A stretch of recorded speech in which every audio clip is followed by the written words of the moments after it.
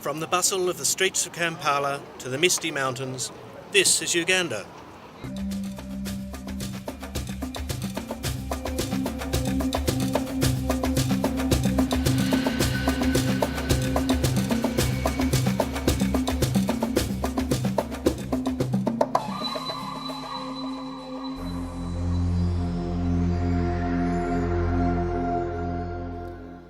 There are communities that live on the mountainside on the edge of the Bwindi impenetrable forest.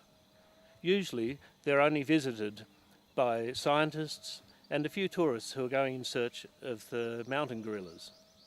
Today we are going there to see something else that is very special.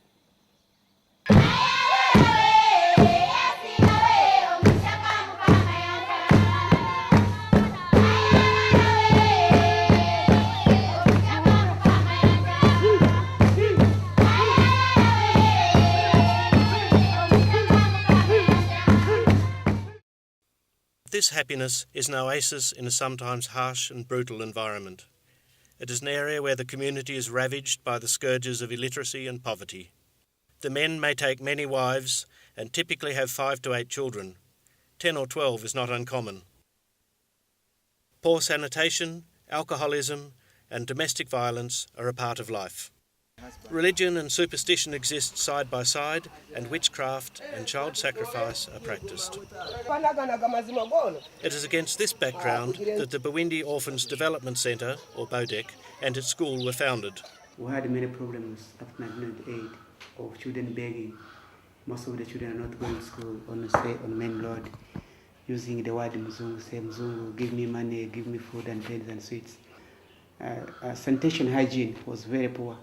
To see a crowd of children gathering on main road naked, flies on them and others not getting showers and whatever you call it. That time I was a local leader, so I saw things was not good.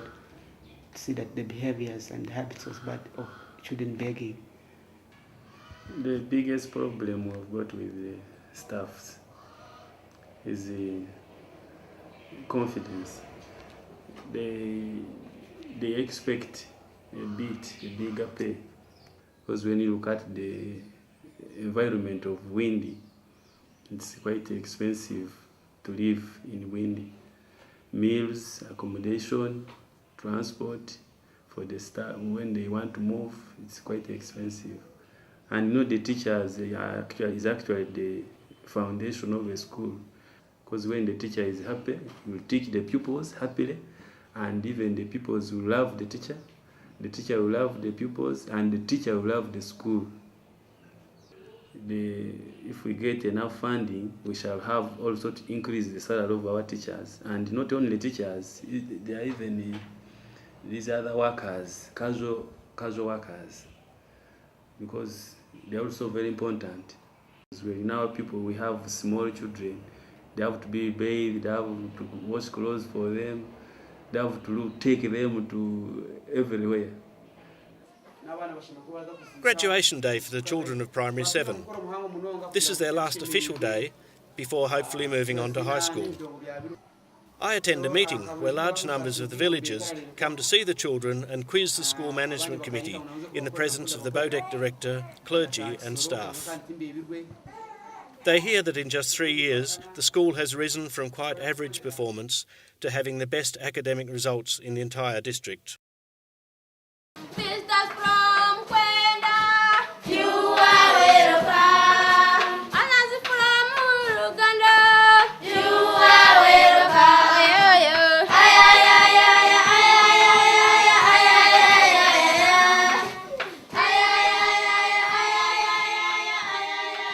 Living with HIV, tuberculosis and other illnesses, the lessons the children learn are not only scholastic.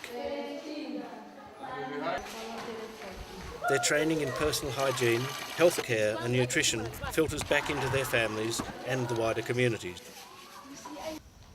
Craft work is important to children as it teaches them practical skills, and the items that they manage to sell give them money for their own personal use.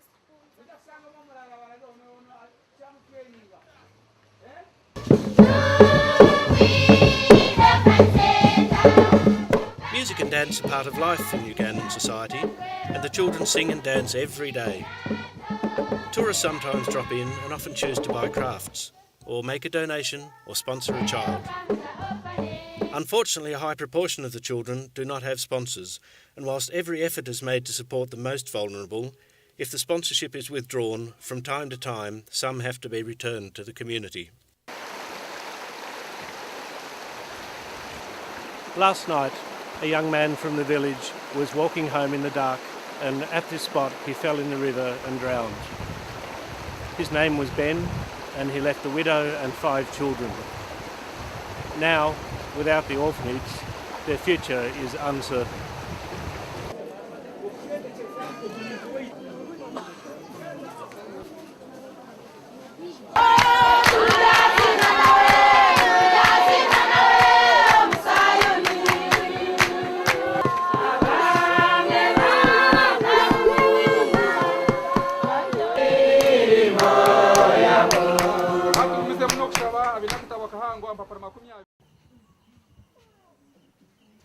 Hata omugenzi ogu mwabeere haine nk'ebintu ebyaranyambamu mbona hati okura hati kwiyafiire hati buri kimwe kyona ninye kirareebaho kandi n'entaasa yangye ninkye tinyine sente tinyine kintu kirantahiza wena ndyaho basooya n'abaana tibaine fiizi n'aho kuhinga ni hakye n'obwire bw'okutema bwahika hati ndaba nyine ow'okuntemera ndaba ndeetenga sente konka ziraba zitariho.